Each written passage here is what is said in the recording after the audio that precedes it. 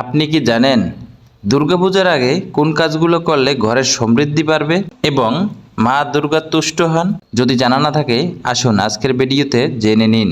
নবরাত্রির আগে ঘর ভালো করে পরিষ্কার করুন। ঘরে মাংস, মদ, রসুন ও পেঁয়াজ ইত্যাদি জিনিস থাকলে তা সরিয়ে ফেলুন। যে বাড়িতে দেবীর ঘট স্থাপন করা হবে সেই বাড়ির বিশুদ্ধতার দিকে ভালো করে খেয়াল রাখা খুবই জরুরি।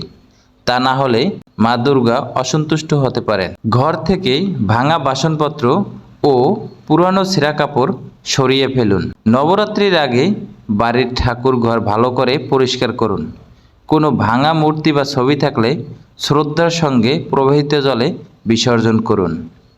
অনেকেই পোড়া দেশলাই কাঠি, ধূপের টুকরো, পোড়া ধূপের ছাই ইত্যাদি ঠাকুর ঘরেই রেখে দেন। এটা কখনোই করবেন না, এতে দেবদেবীরা রুষ্ট হন। ভিডিওটা যদি ভালো লেগে থাকে তাহলে কমেন্টে লিখুন জয় মা দুর্গা।